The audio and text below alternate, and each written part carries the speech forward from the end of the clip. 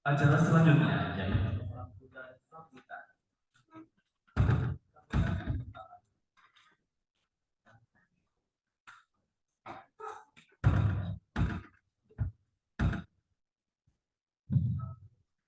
sambutan yang pertama akan disampaikan oleh Bapak Dr. Andes Haji Ramlan Rosyad MS selaku Ketua Sekolah Tinggi Agama Islam Nida El Adabi. Kepada beliau dengan segala hormat kami persilakan.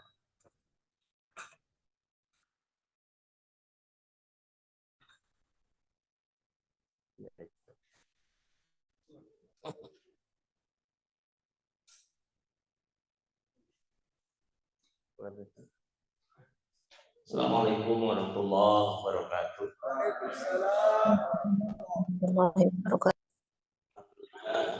Salatu wassalamu ala Rasulillah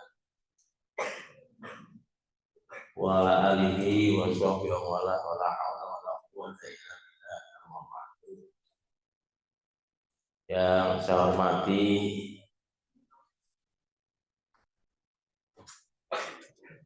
Direktur Pasar Sarjana PTU Universitas PTI Jakarta, Profesor Dr. HM Darwis UD MSI yang hadir, atau yang mau Hidayat MBA yang mana ini? Saya belum kenal. Kemudian kalau Bapak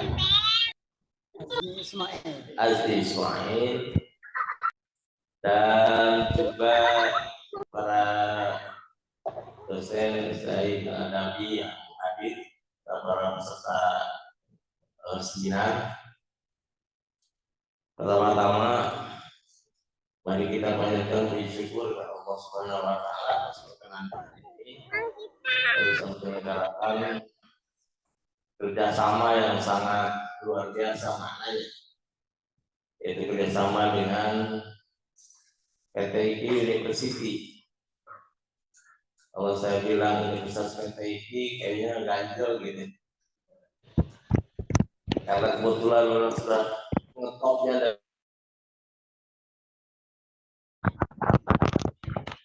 itu kan menggunakan institut, padahal sudah universitas ya. Itu juga ITB, PTIK juga seperti itu. Alhamdulillah Bapak sudah berkenan hadir ke kampus kami yang kecil mungil Pak, paling panjang. Ya Alhamdulillah kita bisa bekerja sama ini, bahkan langsung banyak MOU ya, kita tangan MOA juga, karena sudah praktek ini, praktek kerjasamanya dengan jalan seminar ya hari ini. Apalagi yang dibicarakan mengenai ekonomi dan keuangan syariah di Indonesia,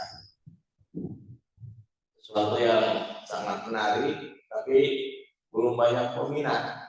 Ya, peminatnya kalau untuk di kampus paling yang ada di kampus-kampus swasta masih jarang ya Pak. Oleh karena itu ini perlu terus disosialisasikan pengembangan ilmu keislaman di bidang ekonomi ini, ekonomi syariah yang sebetulnya sama luasnya dengan ilmu ekonomi pada umumnya. Cuman kalau mereka kan menggarapnya secara keilmuan, standar keilmuannya dari dulu. Orang Barat dengan seluruh produk-produk dari berbagai universitas di dunia termasuk di Indonesia ini umumnya adalah ekonomi konvensional, tidak berpijak kepada ekonomi syariah.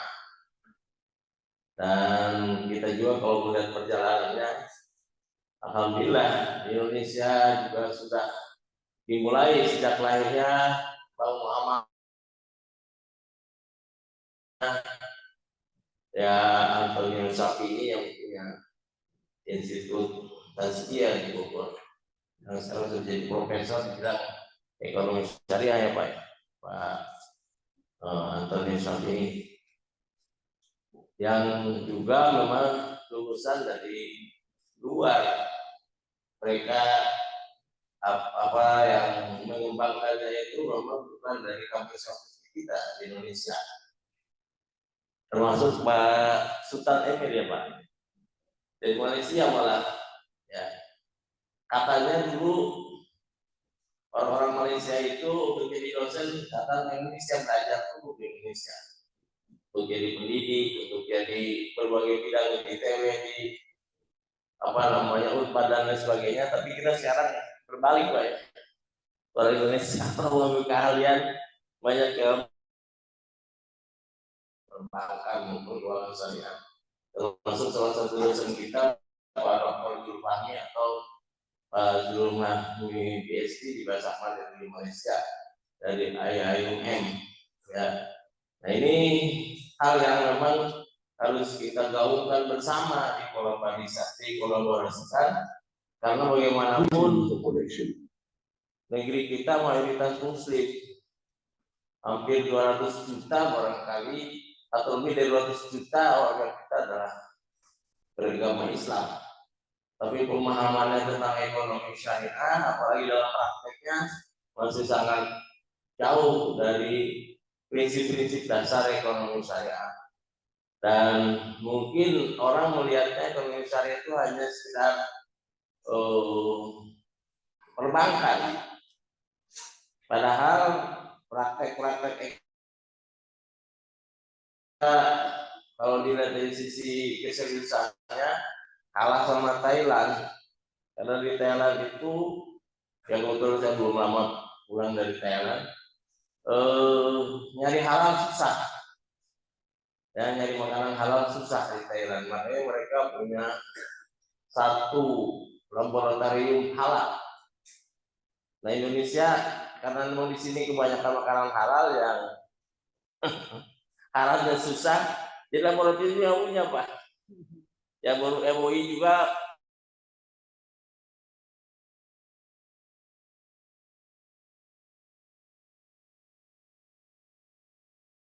mengenai apa namanya makanan halal. Padahal itu sesuatu yang sangat yang makanan halal itu. Nah di Thailand itu ternyata mereka produk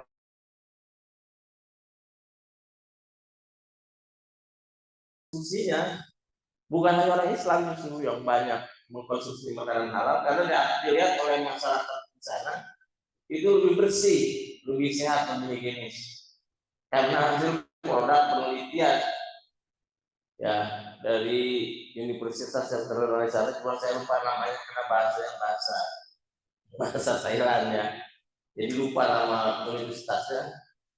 Dan juga masuk apa ikut Chulalongkorn. Nah itu labnya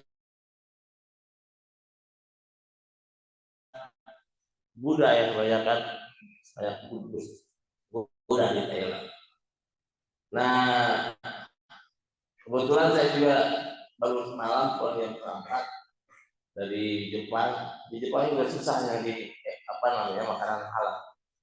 Cuman Jepang kan belum mendapat apa namanya hidayah untuk mengembangkan ekonomi syariahnya. gitu ya. Jadi di sana yang mengembangkan makanan halal orang-orang Muslim yang ada di Jepang, termasuk orang-orang kita ya. Kalau jadi yang menghilangkan gaya-gaya kita yang ada di Jepang yang menyediakan makanan halal atau toko-toko atau rumah makan yang hanya dari kalangan Muslim dari Jawa ya. Sana ada restoran cinta Jawa, itu makanan kita tuh, itu yang 100% halal ya. Tapi kalau yang lain-lain yang sembarangan makan makanan atau jajanan di Jepang, pasti banyak sekali makanan yang tidak halal.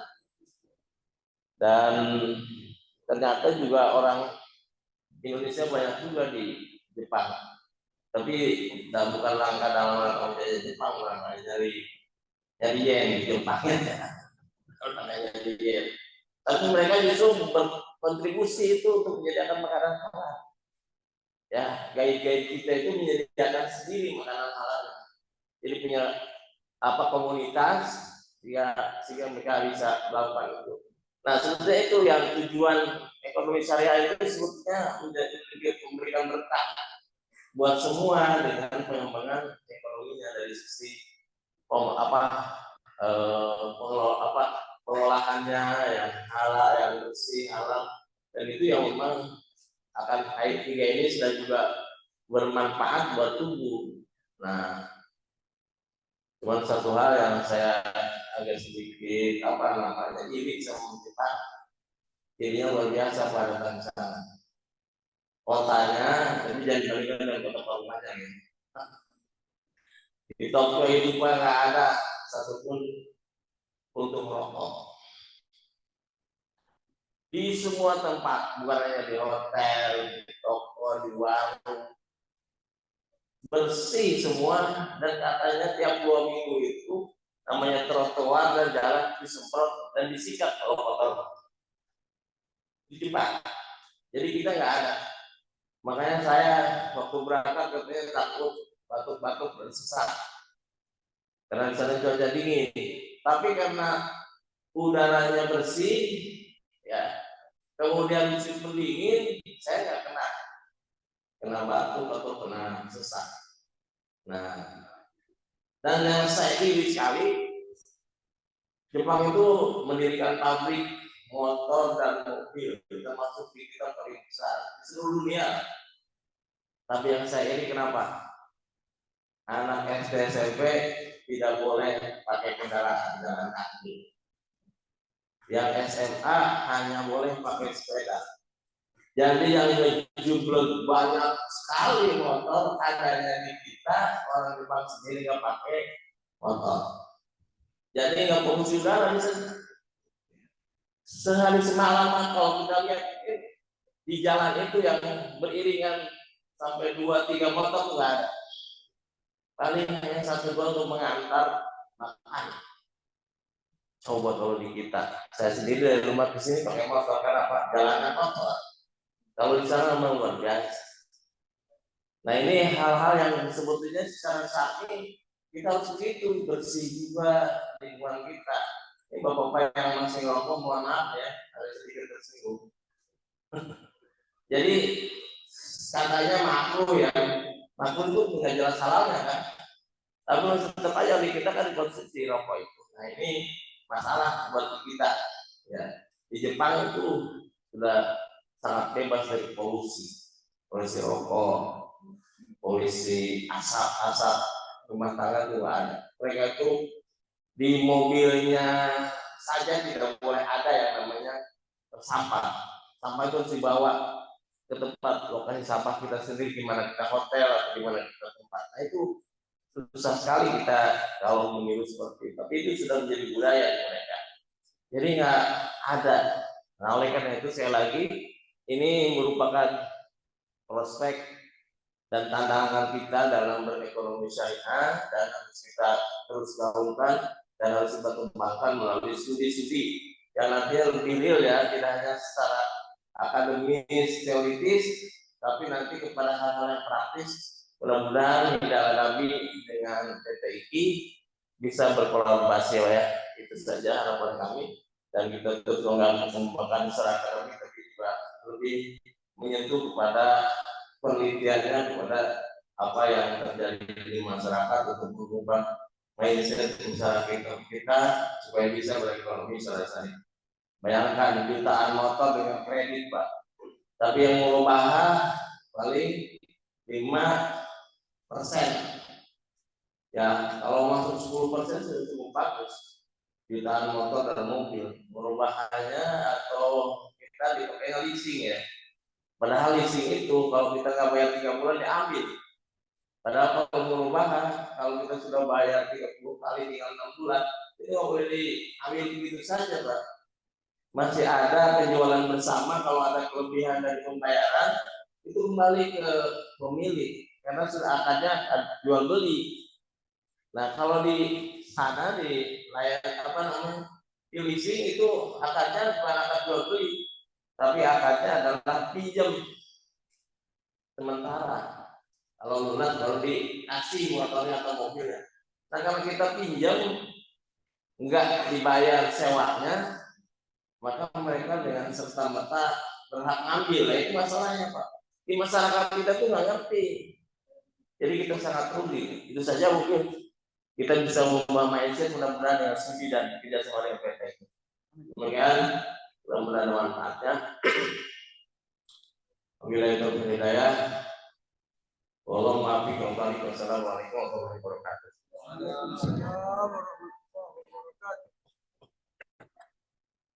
Terima kasih kepada Bapak Dr. Andes Haji Rahman Rosyad MSc atas sambutannya. Selanjutnya, sambutan yang akan disampaikan oleh perwakilan dari Universitas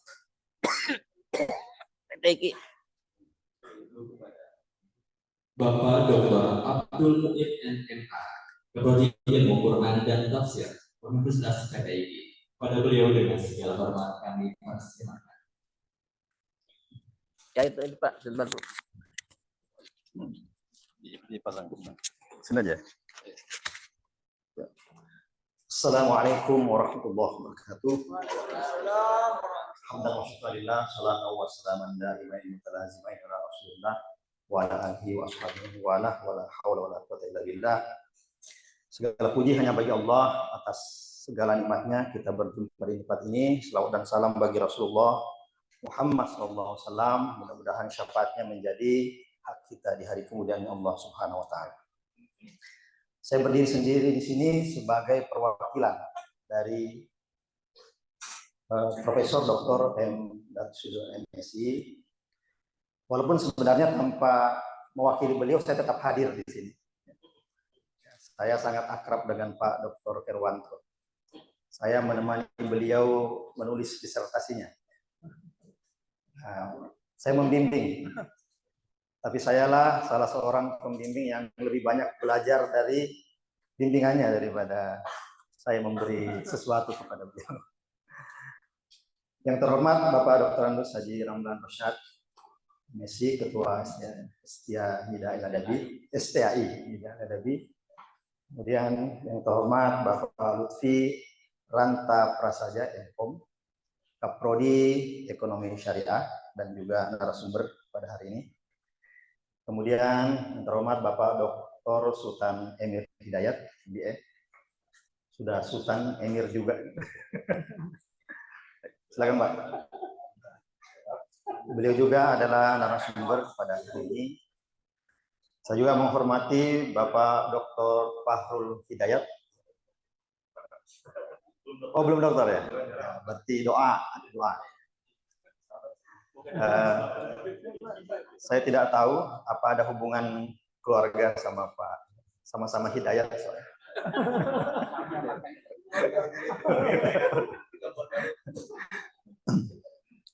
Dan tentu saja ini bintang hari ini ya. Beliau adalah Kaprodi Ekonomi Syariah, Dr. Azmi Ismail LLM. Ya, di PTIG tadi ada iklan PTIG, belum ada ekonomi syariah di iklannya. Karena ini masih muda, ya, masih semester 3 sekarang ya. Semester 3. Tetapi karena ekonomi syariah adanya di PT IKI, maka yang ingin dibangun oleh PT IKI adalah ekonomi Qur'ani, ya. Sebentuk ekonomi Qur'ani. Paling tidak yang dibayangkan oleh Institut PT IKI, Universitas PT IKI Jakarta adalah bahwa ada sebuah bentuk ekonomi dan juga sebuah lembaga ekonomi, pendidikan ekonomi yang tidak hanya menjadi penyedia pekerja bagi industri-industri ekonomi yang sudah ada. Karena kalau hanya menyediakan para pekerja, maka tentu saja kita hanya ikut di dalam sebuah sistem yang sudah ada. Sedangkan kita tahu sistem yang sudah ada masih perlu dikoreksi oleh ekonomi syariah. Karena itu ekonomi syariah PT IKI hendak membangun, melahirkan para pemikir yang kira-kira bisa melahirkan inovasi-inovasi untuk perekonomian Islam secara umum dan ekonomi Qur'ani secara khusus. Dengan sebuah cita-cita ekonomi yang menghargai manusia, yang membangun sesama manusia, dan juga mensejahterakan sesama manusia. Saya kira itu saja yang disampaikan pada kesempatan ini. Kami dari Pascasarjana Institut PT IKI Jakarta tidak berharap ini adalah kerjasama yang terakhir. Selanjutnya mungkin, bukan saja mungkin, tapi harus ada kerjasama sesama dosen misalnya, dengan mahasiswa bikin makalah bareng, boleh. Kemudian kita terbitkan di jurnal-jurnal ilmiah. Juga kami siap untuk menjadi dosen tamu di sini dan mengundang dosen tamu. Tapi bukan Pak Dr. Kerwanto ya ini. Selain beliau maksudnya, selain beliau. Kalau ini kan sudah jadi dosen tamu di sini, tapi kadang jadi dosen tamu juga di sana. Tamu di perwakilan STI Nida Al-Adabi. Saya kira dari saya cukup, mudah-mudahan ada manfaatnya. Hadanallah wa iyyakum ajmain. Assalamualaikum warahmatullahi wabarakatuh. Terima kasih kepada Bapak Dr. Abdul Bapak di sini aja. Saya kecil. Ini kakak kelas saya. Senior. Sama-sama dari Malaysia. Malaysia. Sebelum kita lanjut ke acara inti, akan ada penayangan video profil Sekolah Tinggi Agama Islam Nida Al-Adabi. Malaysia. Sebelum kita lanjut ke acara inti, akan ada penayangan video profil Sekolah Tinggi Agama Islam Nida Al-Adabi dan Universitas PT IKI. Assalamualaikum warahmatullahi wabarakatuh. Selamat datang di kampus digital STAI Nida Al-Adabi, Parupajang, Bogor. STAI Nida Al-Adabi memiliki 5 program studi yang sebelumnya hanya 2 program studi. Program studi yang pertama yaitu S1 Pendidikan Agama Islam dan juga S1 Hukum Ekonomi Syariah. 3 program studi yang terbaru yaitu S1 Ekonomi Syariah, S1 Manajemen Bisnis Syariah, dan S2 Pendidikan Agama Islam. Assalamualaikum warahmatullahi wabarakatuh. Perkenalkan, nama saya Melisa Cahyani. Saya dari Prodi Pendidikan Agama Islam di kampus Nida Al-Adabi.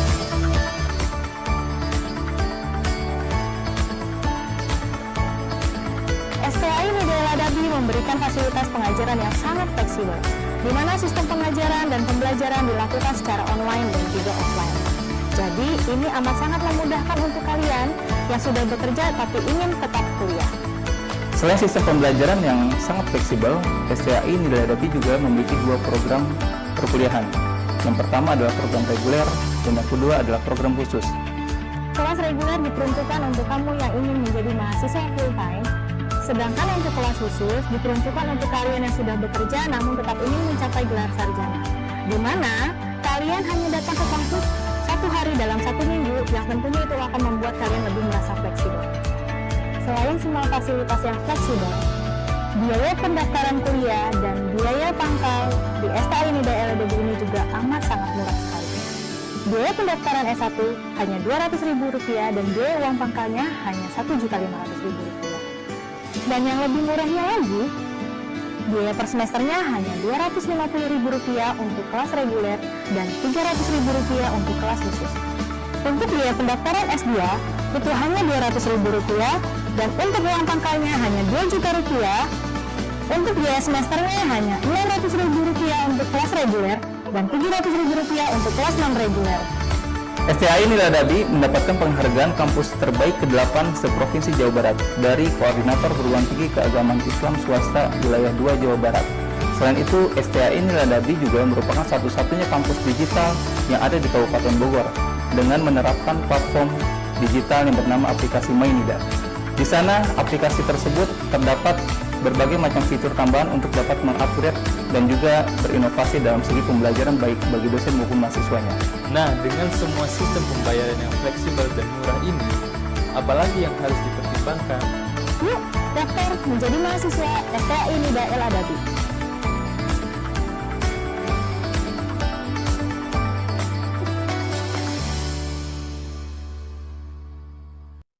Ini sistem tahu bulat mendadak dangdut. Todong we. Aduh.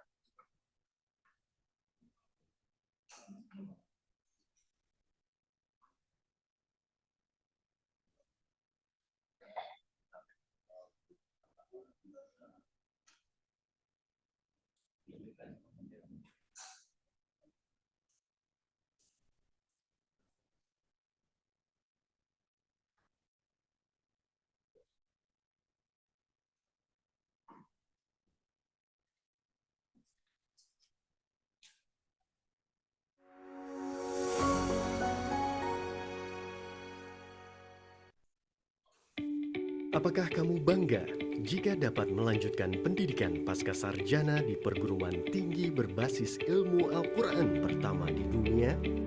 Kampus Islami yang unggul dan modern dalam pengkajian keilmuan berbasis Al-Quran memiliki visi misi yang terukur untuk mencetak lulusan-lulusan terbaik berdasarkan nilai-nilai Al-Quran. Kami ingin kajian-kajian Al-Quran merambah dan menjadi solusi terbaik bagi persoalan-persoalan yang dihadapi oleh umat manusia. Kalau boleh meminjam ungkapan istantikil Quran, buatlah Al-Quran itu berbicara untuk segala hal. Itu sebabnya kami tidak hanya mengkaji ulumul Quran dalam arti sempit, tetapi kami mencoba mendekatkan Al-Quran dengan semua ilmu pengetahuan yang ada. Belajar di Pascasarjana Institut PTIK Jakarta menjadikanmu ahli Al-Quran tanpa melupakan semua ilmu pengetahuan yang ada. Metode yang digunakan pun spesifik agar terkonsentrasi pada nilai-nilai Al-Quran. Ada dua metode yang kami lakukan. Yang pertama, minan nas ilal waqi. Term-term Al-Quran digunakan untuk menyelesaikan problem manusia dan kemanusiaan. Dan yang kedua, minal waqi ilan nas. Persoalan-persoalan yang ada dalam masyarakat didekatkan kepada Al-Quran. Jelas Al-Quran itu adalah dogma, dia harus diyakini. Tetapi tidak cukup dengan itu. Studi Al-Quran saat ini juga harus bisa menstimulan perkembangan ilmu pengetahuan. Studi Al-Quran juga harus mampu memiliki manfaat bagi masyarakat. Apakah kamu bangga jika kehidupanmu selalu dipenuhi dengan makna-makna yang terkandung dalam Al-Quran dan bermanfaat bagi masyarakat? Program Pascasarjana Institut PTIK Jakarta telah menjadi kampus terbaik di Indonesia dalam mencetak ulama-ulama besar, hafidz, dan juga qori yang kini telah tersebar di lingkup nasional maupun internasional. Sekarang ini kita dipercaya oleh pemerintah untuk mencetak pendidikan kader ulama dan pendidikan kader ulama perempuan. Kementerian Agama merekomendasikan agar Istiqlal bekerjasama dengan PTIK mencetak sarjana-sarjana yang mumpuni. Kementerian Perempuan mempercayakan kepada PTIK bekerjasama Istiqlal untuk mencetak sarjana-sarjana perempuan. satu semester nanti itu akan kuliah di Mesir, satu semesternya mungkin kuliah juga nanti di Eropa atau di Amerika. Dengan demikian ulama yang kita akan cetak di PTQ ini adalah ulama yang mengglobal, menguasai bahasa Inggris, menguasai bahasa Arab tentunya. Dengan demikian mampu mensuplai ulama yang dibutuhkan di sektor bumi ini. Memang dari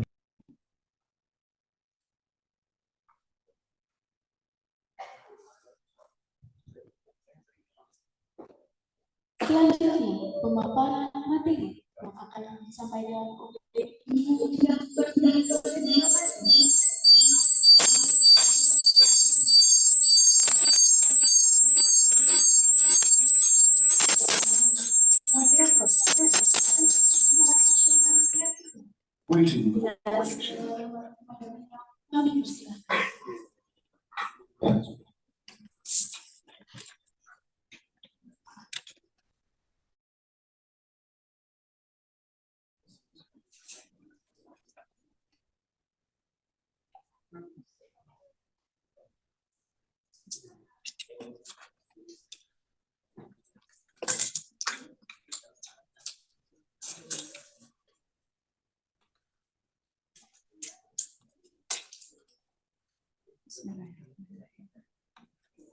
Terima kasih atas kesempatan yang telah diberikan kepada saya.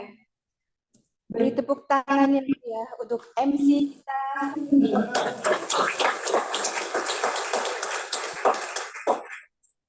Terima kasih.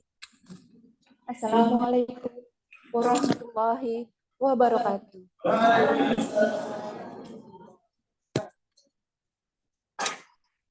Bagaimana kabarnya semua?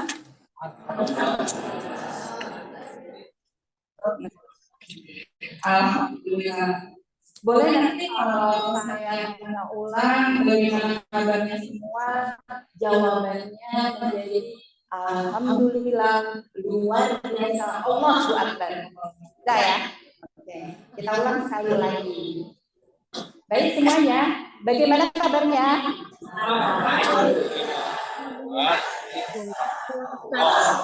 Masya Allah, terima kasih semuanya semangat. Karena kita hari ini kedatangan pemateri yang luar biasa dahsyat.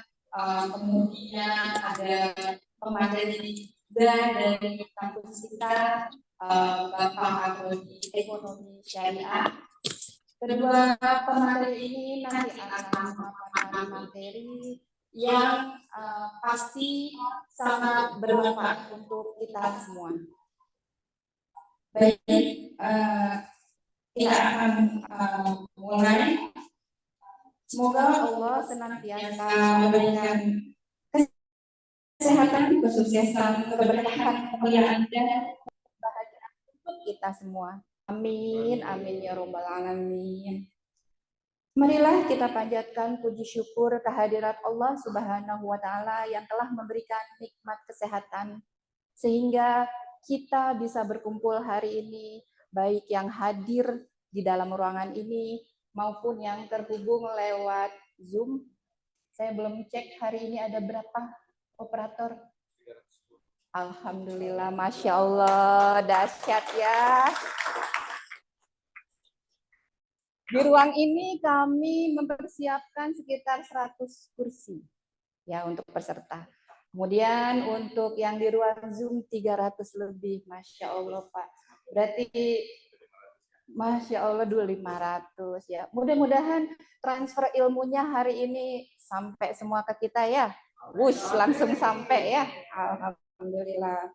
Baik. Sebelum kita mulai, kita lafazkan lafaz basmalah bersama-sama. Bismillahirrahmanirrahim.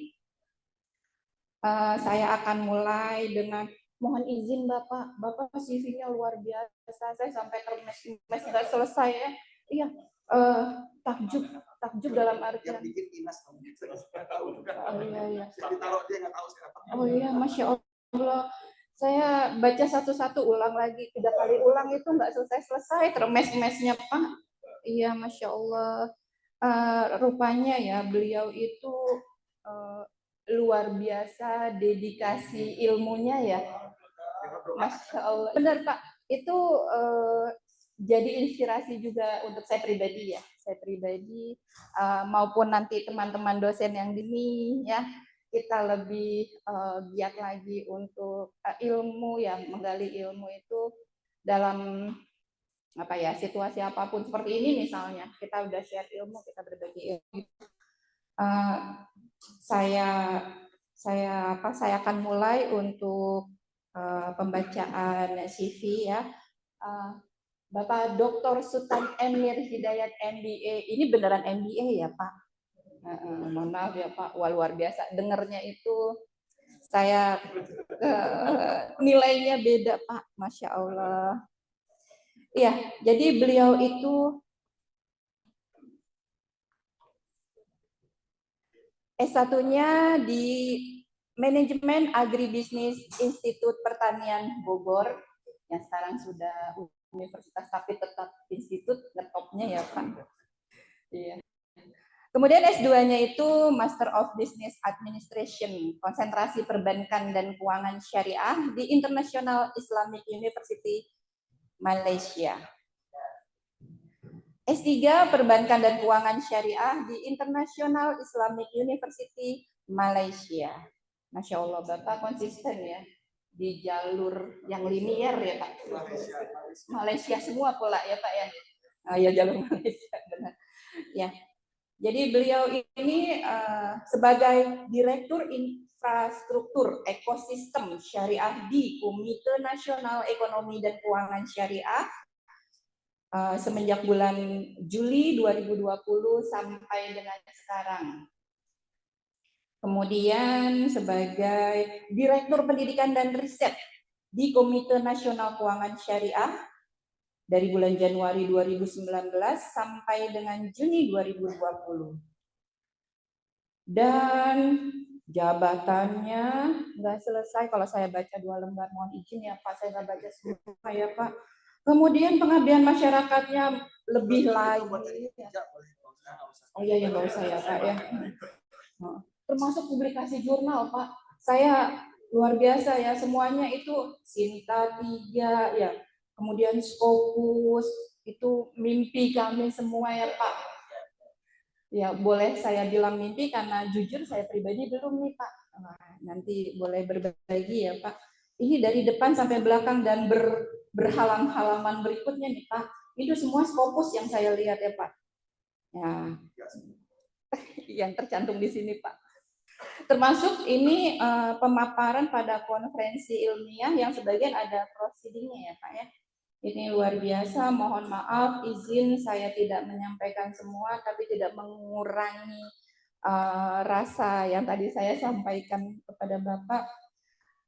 Baik, kita langsung saja persilakan untuk pemateri pertama kepada Bapak Dr. Sultan Emir Hidayat MBA. Dengan segala hormat, saya persilakan. Mari Pak.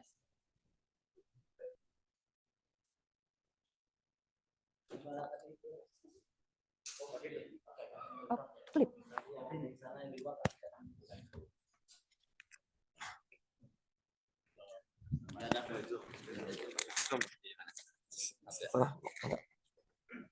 Baik. Bismillahirrahmanirrahim. Assalamualaikum warahmatullahi wabarakatuh. Waalaikumsalam warahmatullahi wabarakatuh. Alhamdulillahirabbil alamin wa bihi nasta'in ala umurid dunya waddin wassalatu wassalamu ala asyrafil anbiya'i mursalin wa ala alihi wa sahbihi ajmain. Amma ba'du.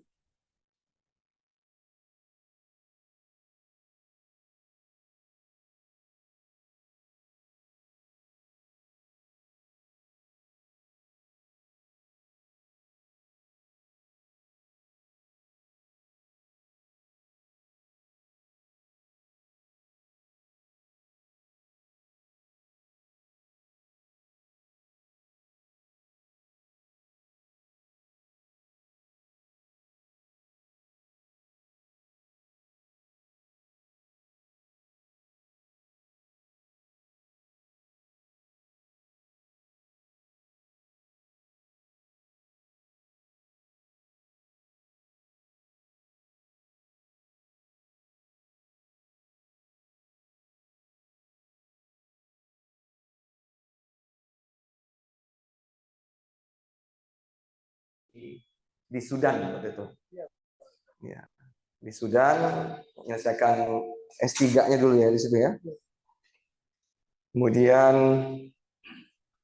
sahabat kami juga Dr. Zulfahmi ya. Kalau ini satu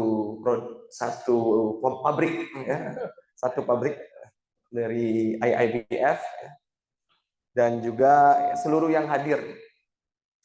Jadi saya bersyukur ya bisa bertemu ya dan sampai tempat ini dan nggak sangka ternyata home base-nya Dr. Zulfahmi. Saya di sini mungkin akan memperkenalkan sedikit tentang perkembangan terbaru ya ekonomi dan keuangan syariah di Indonesia karena kami ini dari lembaga yang disebut dengan KNEKS. Ada yang tahu apa itu KNEKS? Ada yang tahu? Oh ya? Komite Nasional Ekonomi dan Keuangan Syariah. Siapa ketuanya? Google. Coba. Siapa ketua KNEKS? Siapa? Ya, silakan. Dr. Sultan M. Hidayat MBA. Jokowi, betul Fauzia. Mantap tepuk tangan. Jadi ini mungkin banyak yang nggak tahu. Tapi kalau lihat waktu kampanye ada tuh dulu sebenarnya tahun 2019 itu udah terbentuk dan beliau nyampein ya, saya ketua dari komite ya. Jadi alhamdulillah sejak mungkin coba next slide-nya. Lagi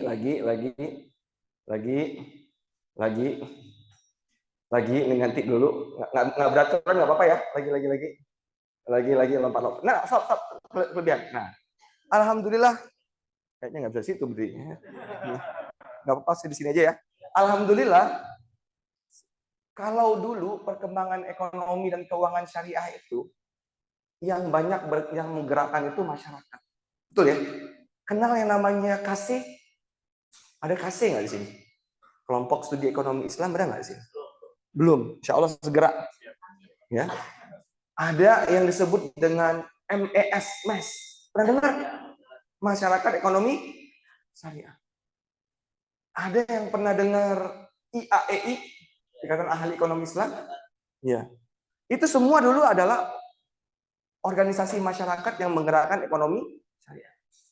Pemerintahnya belum hadir waktu itu. Kalaupun hadir parsial. Ya, misalnya di Bank Indonesia pun bukan pemerintah juga, lembaga negara ya. Bank Indonesia sudah ada departemen, di OJK sudah ada direktorat yang berkaitan dengan perbankan syariah, pasar modal syariah, tapi parsial. Nah, di tahun 2015 ada sebuah kajian atas instruksi Pak Presiden kepada Bappenas. Bappenas kita tahu ya, Badan Perencanaan Pembangunan Nasional, untuk membuat sebuah master plan ya, yang berkaitan dengan pengembangan waktu itu masih keuangan syariah. Bicaranya bukan ekonomi syariah, keuangan syariah. Dibuat sama Bappenas ya, master plan tersebut dan merekomendasikan adanya sebuah lembaga khusus untuk pengembangan ekonomi syariah. Tapi nggak ada tuh dipimpin Jokowi, nggak ada. Kemudian Jokowi langsung ambil di tahun 2016 mengeluarkan Perpres nomor 91 sebagai dasar hukum pendirian Komite Nasional Keuangan Syariah. Nggak ada ekonominya, yang langsung beliau pimpin. Dan master plan itu mulai digerakkan. Waktu itu anggotanya hanya 10 yang berkaitan dengan keuangan, BI, LPS, OJK, ada juga MUI, ada juga Kadin, ada juga waktu itu Kementerian BUMN dan lain-lain. Nah, ketika di rapat, jadi kan Komite Nasional itu ada rapat per 6 bulan. Kalau nggak dipimpin oleh Presiden, Wapres yang pimpin. Di rapat, beliau memberikan instruksi, katanya, sepertinya negara kita ini justru bukan di keuangan, tetapi justru di sektor realnya, yang kita kenal dengan istilah industri halal. halal. Ya, baik itu makanan dan minuman halal, pakaian muslim, ya. Lihat di sini pakaian muslim, Masya Allah, ada 99 cara memakai jilbab di sini. Ya. Kemudian pariwisata ramah muslim. Ya. Atau dulu kita kenal pariwisata halal. Kemudian ada yang disebut dengan kosmetika halal. Pakai kosmetika halal nggak? Pakai apa Kak mereknya? Coba sebut satu. Waduh, makin kaya ini Pak Zulfahmi, makin kaya orang kampung kita. Iya, Wardah itu kampung saya sama Pak Zulfahmi. Kemudian ada juga yang disebut dengan apa? Obat-obatan halal. Sekarang kalau beli obat udah bisa cek ada sertifikasi halal atau enggak kan? Ya kan? Ya. Dan lain-lainnya. Nah, kemudian beliau juga menginstruksikan untuk membuat rencana pengembangan ekonomi syariah 5 tahun. Kalau dulu cuma keuangan. Kalau sekarang termasuk dalamnya industri halal. Keuangan digabung sama industri halal, jadilah master plan ekonomi syariah. Nah, master plan ini dijalankan oleh 16 kementerian dan lembaga. Ya. Dan kami ini tugasnya lagi ngapain? Tugasnya pertama dari master plan itu diturunkan ke dalam bentuk program-program strategis. Kemudian kita berikan rekomendasi kebijakan. Ya, kemudian kita koordinasikan. Ya kayak ada semacam walaupun bukan ya, tapi tugasnya mirip Kemenko mengkoordinasikan kementerian dan lembaga yang ada itu 16 itu ya bersama-sama mengembangkan ekonomi dan keuangan syariah. Ya. Kemudian kalau ada masalah, kita bersama-sama mencari solusinya. Nah, program-program strategis yang sudah ditetapkan, yang diturunkan dari master plan itu kemudian dimonitor. Monitornya bagaimana? Rapat berjenjang. Rapat apa? Berjenjang. Mulai dari rapat dengan teknis ya antar eselon 2 di kementerian dan lembaga ya dengan kami manajemen eksekutif. Kemudian naik ke level eselon 1 dengan kami juga ya deputi, para deputi ya. Kemudian dan dirjen ya. Kemudian naik lagi ke level menteri. Nah, sekretaris dari komite ini Ibu Menteri Keuangan. Nah, kemudian terakhir baru disebut rapat pleno. Nah, rapat pleno itu dipimpin oleh presiden dan atau wapres. Ya. Lanjut ke bawah lagi. Ke bawah. Next. Nah ini dia susunan struktur ya dari KNEKS ini. Kenapa saya harus cerita ini? Supaya siapa yang ngambil ekonomi syariah di sini? Tangan dulu. Ekonomi syariah? Manajemen apa? Syariah. Iya, apa sama itu bagian ekonomi syariah. Sama. Oh, ekonomi syariah dan manajemen bisnis syariah. Yuk, siapa tunjukkan? Termasuk hukum ekonomi syariah itu juga termasuk. Ayo, siapa yang ngambil? Udah ini. Nah, ya udah. Insya Allah apa yang adik-adik sudah putuskan itu, insya Allah sudah tepat sekali. Kenapa? Tepuk tangan dulu. Kenapa? Negara sudah turun langsung siapa yang ini ngetuainnya? Presiden. Ya. 16 kementerian dan lembaga saat ini adik-adik saya ngasih tahu. Kalau saya satu-satu habis waktunya. Di Kemenko Perekonomian, karena sudah terlibat dalam ekonomi syariah, mereka bentuk satu unit kerja yang disebut Keasisten Deputian Keuangan Inklusi dan Keuangan Syariah, KIKS. Jadi adik-adik bisa juga kerja di situ. Kemudian saya kasih contoh lagi nih. Di kalau Kemenak banyak ya, ada BPJPH, ada Direktorat Zakat dan Wakaf, dan lain-lain itu udah lama sebelum ada KNK sudah ada itu. Kemudian di Kementerian Perindustrian ada yang disebut Pusat Pemberdayaan Industri Halal. Itu juga tempat adik-adik kerja nanti insya Allah. Di Bank Indonesia satu departemen disebut Departemen Ekonomi dan Keuangan Syariah. Nama kerennya DEX. Itu banyak juga alumni tempatnya Pak Zul Fahmi dari situ. Kemudian di OJK macam-macam. Ada direktorat, ada departemen, ya macam-macam. Sampai saya nggak hafal nih, yang saya ingat departemen perbankan syariah, ada direktorat pasar modal syariah, ada direktorat industri keuangan non-bank syariah. Dan di kementerian-kementerian lain, bahkan kalau Anda ingin jadi pengusaha, saya nggak mau kerja, saya mau jadi pengusaha, gitu ya. Ada wadahnya. Di mana? Di Kadin. Kamar Dagang Indo. Kadin karena terlibat dalam keanggotaan ini, membentuk badan ekonomi syariah. Pengusaha-pengusaha yang bergerak dalam industri halal, ya baik itu UMKM maupun usaha besar, bergabung dalam wadah yang disebut badan ekonomi syariah. Jadi kalau mau jadi pengusaha bisa juga tetap terlibat di situ. Nah, selain itu adik-adik, yang perlu diketahui, saya nggak ada di slide nih, karena nggak nyangka juga tadi pas nyampe kata Dr. Azmi, ini motivasi aja katanya. Oke, berarti nggak serius-serius banget. Tadi saya udah siapin yang serius-serius, habis itu udah dirubah aja deh ya. Nah, kalau adik-adik tahu yang disebut dengan RPJPN? Siapa yang tahu? RPJPN siapa yang tahu? Kalau saya juga lupa nih, biasanya saya bawa hadiah. Siapa yang setiap jawab dikasih hadiah. Tapi siapa yang tahu apa itu RPJPN? Ayo, masa nggak tahu? RPJPN.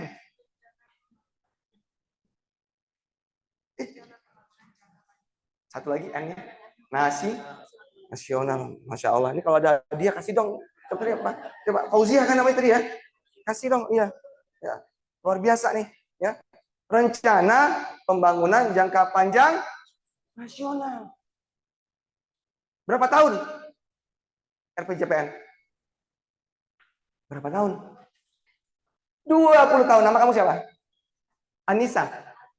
Hah? Alisa. Alisa. Masya Allah. Iya. Waduh. Langsung diterima dari ayah Anda. Ayo Alisa. Nih. Ayo. Alisa.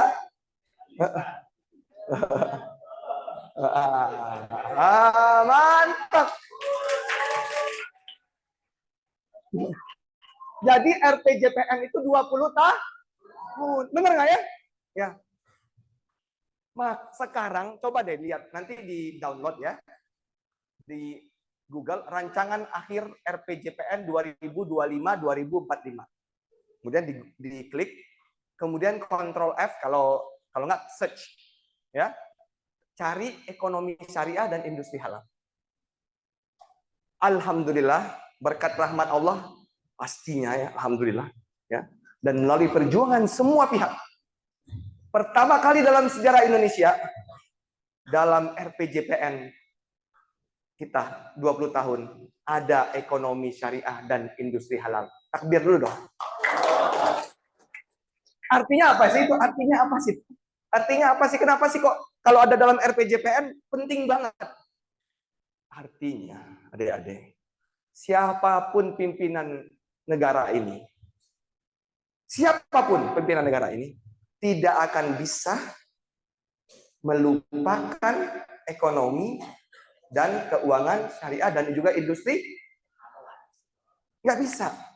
Walaupun tentu tergantung dari girohnya. Ada mungkin seperti Pak Wapres kita sekarang, Pak Yai Ma'ruf, punya giro yang sangat tinggi. Nggak ada dalam RPJPN juga beliau terus dorong pengembangannya. Jadi jangan heran kalau dalam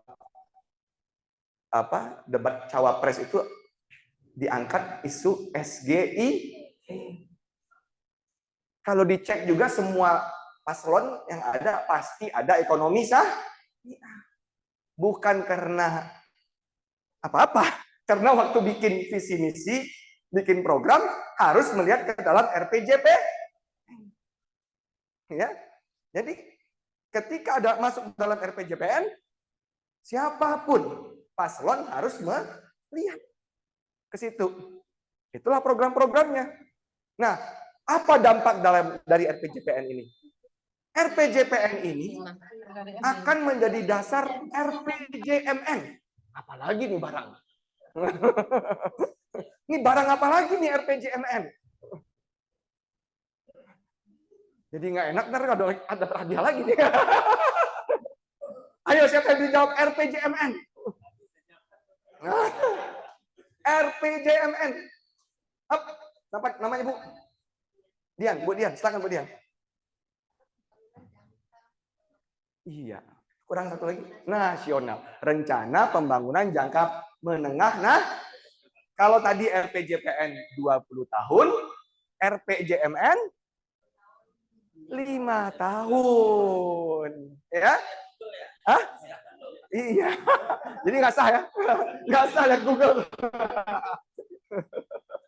Jadi kalau tadi RPJPN 20 tahun, RPJMN 5. Nah, RPJMN ini ngasal bikinnya gitu. Nggak bisa. RPJMN bikinnya harus berdasarkan RPJPN. Nggak mungkin RPJMN dan RPJPN itu nggak selaras. Dia harus selaras. Oke? Berarti dalam 20 tahun ke depan, 5 tahun, 5 tahun, 5 tahun, 5 tahun, pasti akan ada ekonomi dan keuangan. Insya Allah. Kemudian, loh, itu kan nasional, Pak. Daerah gimana? Provinsi gimana? Kabupaten gimana? Kabupaten Bogor gimana contohnya di sini? Kan Kabupaten Bogor maksudnya. Ya.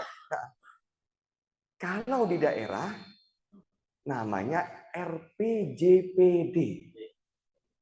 Rencana Pembangunan Jangka Panjang ini lagi pada bikin juga sekarang.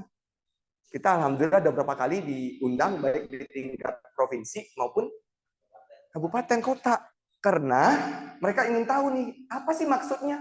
Pada kebingungan kan di RPJPN ada ekonomi syariah nih. Pada bingung nih maksudnya ngapain nih? Apa yang harus dilakuin nih?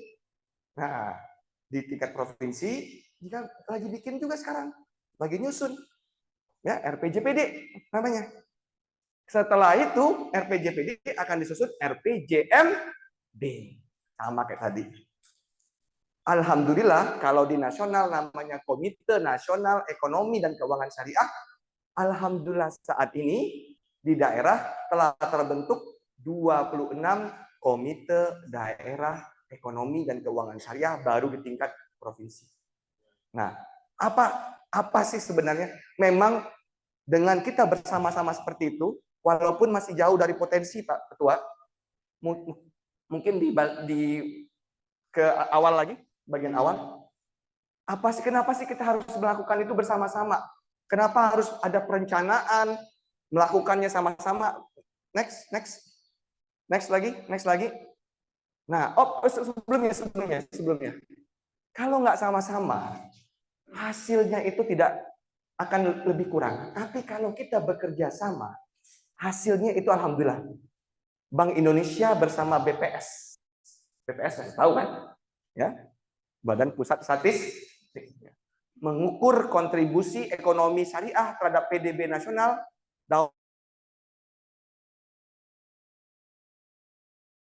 adalah ekonomi, termasuk dalamnya industri halal.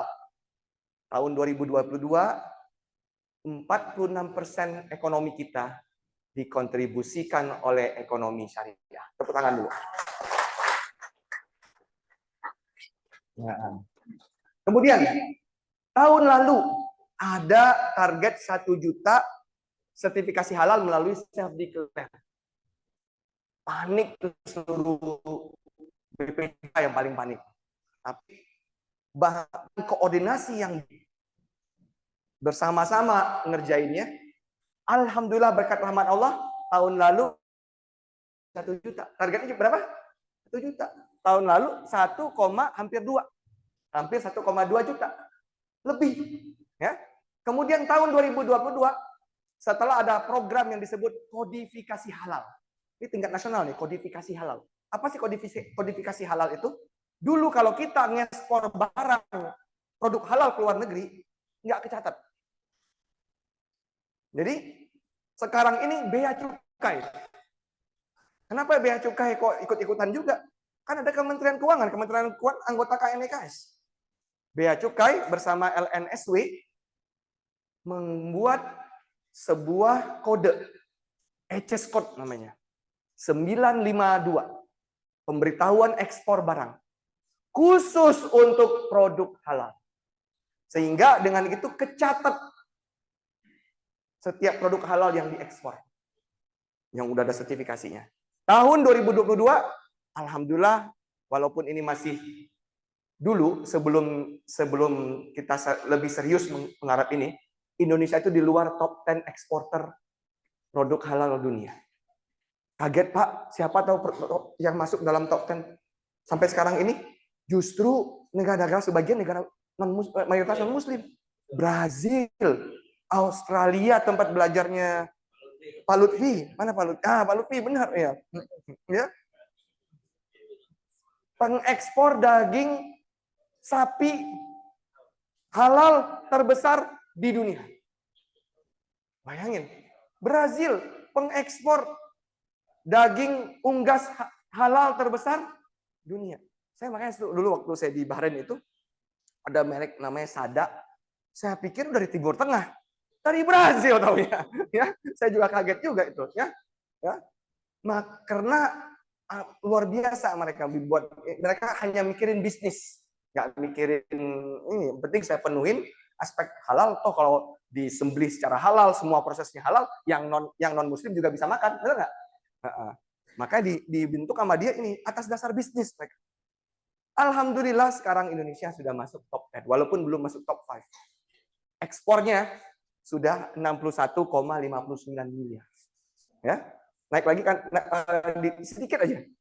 Aset keuangan syariah, walaupun masih jauh dari potensi, sudah terus naik. Dan saat ini pasar keuangan syariah ya, saya jelasin. Keuangan syariah ini apa? Bank syariah, pasar modal syariah, dan IKB syariah digabung menjadi satu. Hampir 11%. Hampir 11 dengan kan sekitar 7,3%, pasar modal sekitar 18,4%, dan juga NB sekitar 4,6%. Kemudian pengumpulan dana sosial keuangan sosial syariah. Apa aja sih dana sosial syariah? Siapa yang tahu? Dana apa aja? ZIS, zakat, sedekah, dan wakaf. Diluncurkannya Gerakan Nasional Uang. Gerakan Nasional Cinta Zakat. Kira-kira Gerakan Nasional Zakat diluncurnya di mana? Dan siapa yang meluncurkan? Ayo, Google lagi. Gerakan Nasional Wakaf Uang di mana dan siapa yang meluncurkan? Gerakan Nasional Cinta Zakat mana diluncurkan dan siapa yang meluncurkan? Bukan. Ayo, Gerakan Nasional Wakaf Uang. Ayo, masuk semua ranking itu top 3. Alhamdulillah, tepuk tangan lagi. Top 3. SGIE top 3.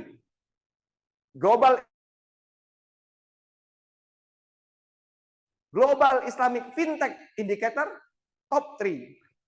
Bahkan alhamdulillah pertama kali Global Muslim Travel Index number 1. Ya, sudah deh, enggak usah panjang-panjang, mudah-mudahan bermanfaat ya. Jangan lupa setelah nanti selesai yang di Zoom.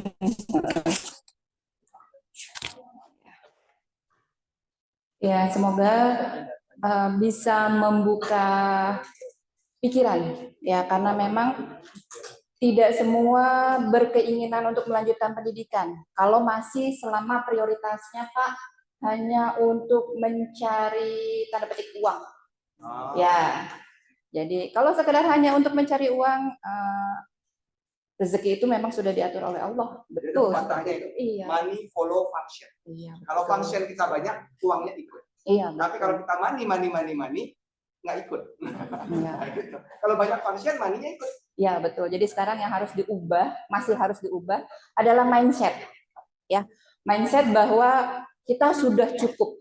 Ya, tadi seperti yang disampaikan oleh Bapak Emir bahwa buka seluas-luasnya network, ya, cari teman sebanyak-banyaknya, ya, apalagi yang masih istilahnya sendiri, ya, jadi jodoh itu akhirnya bisa dijemput di mana saja, ya, Masya Allah. Tadi dikasih contoh langsung, ya, luar biasa.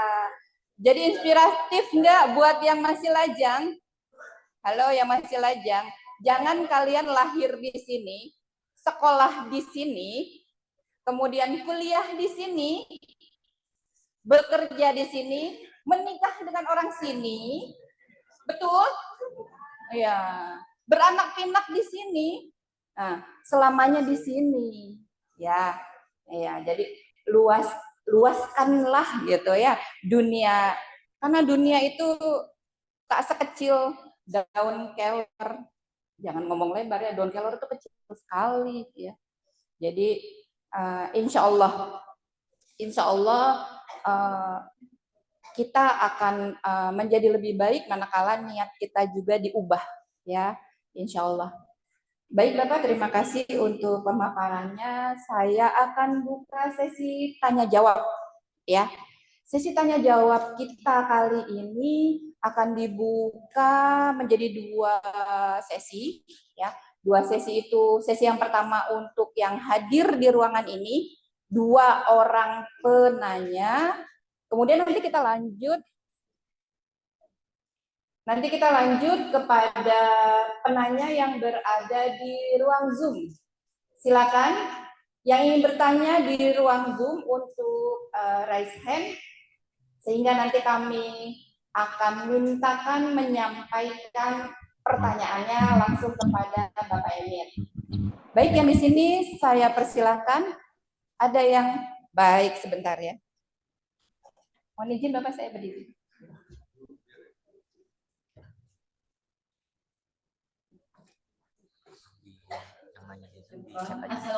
Oh gitu. Terus nanti saya gimana ngobonginnya? Oh, saya kesana bacain. Nggak kebaca dari sini. Oh. Juga para guru kami, para dosen kami, dan juga para narasumber yang luar biasa pagi ini sudah membuka jendela kesadaran menegakkan hukum ekonomi syariah. Bapak izin, saya namanya Ayah. Ayah mahasiswi pasca sarjana di daerah Adabi. Kalau Ayah bertanya lebih ke teknis ya Bapak, dan kami semua insya Allah jadi saksi di sini betapa pentingnya ekonomi syariah ini dirasakan juga oleh semua masyarakat Indonesia. Yang mau Ayah tanyakan adalah hal apa sih Pak yang lebih meritel dengan kehidupan masyarakat kita yang bisa kami juga kontribusikan secara sustainable kepada masyarakat yang ada di bawah. Itu pertanyaan pertama dari Ayah Bapak. Yang kedua, Pak izin, kami sering beberapa kali ikut seminar ekonomi syariah. Di sana lebih banyak membahas tentang produk, tentang hukum dan keuangan ya.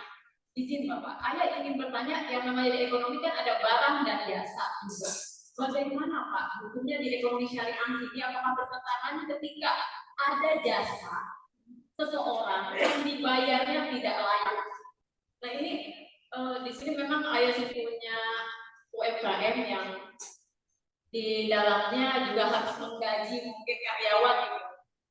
Terus ini bertentangan tidak dengan hukum ekonomi syariah atau hukum Al-Quran ketika kita membayar karyawan kita kurang layak atau guru kita bayar kurang layak, maaf ya Bapak. Ayah ingin sesuatu hal yang lebih memberikan pemahaman mendasar bisa langsung diaplikasikan pada kami semua mungkin. Terima kasih Bapak. Assalamualaikum warahmatullahi wabarakatuh. Waalaikumsalam warahmatullahi wabarakatuh.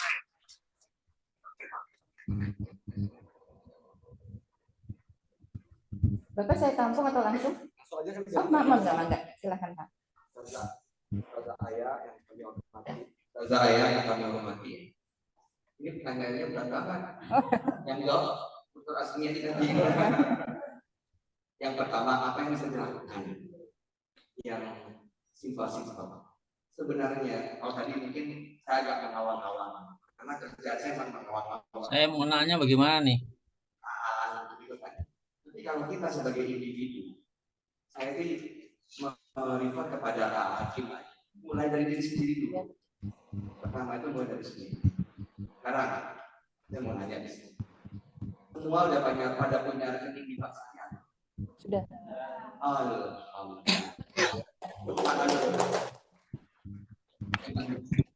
Yang kedua, kalau membeli barang-barang, lihat ada sertifikasi halal atau enggak? Ya. Alhamdulillah. Kemudian kalau beli barang suka bantuin UMKM atau enggak yang muslim? Itu. Kalau bisa lagi, sekarang ini kan ada kewajiban karena ada undang-undang jaminan produk halal, Undang-Undang Nomor 33 tahun 2014. Tahun ini 17 Oktober 2022, seluruh makanan dan minuman yang beredar di Indonesia kecuali dideklar sebagai halal itu mesti tersertifikasi halal. Lantas apa kontribusi mahasiswa dan mahasiswi STAI di LAD?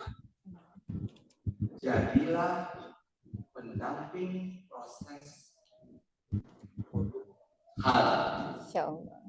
Ini bagian dari ini ada sertifikat pendamping, sertifikat kompetensi pendamping jasa. Belum Pak. Nah, ini suatu pekerjaan sebenarnya. Nanti yang paling awal, yang paling dasar itu masuk bisa jadi pendamping proses produk halal. Itu BPJP akan nggak bayar kok punya. Tapi kalau nanti mau naik lagi baru bayar. Naik itu namanya baru penyelia halal atau naik lagi. Ya, atau siapa yang biasa membeli hewan, ayam misalnya, atau kambing, sapi lagi kurban itu pasti bisa dong. Nah, kalau bisa supaya mendapatkan ketenangan, ambil sertifikasi namanya Juleha. Oh iya. Juleha itu bukan wanita ya. Iya, itu nama.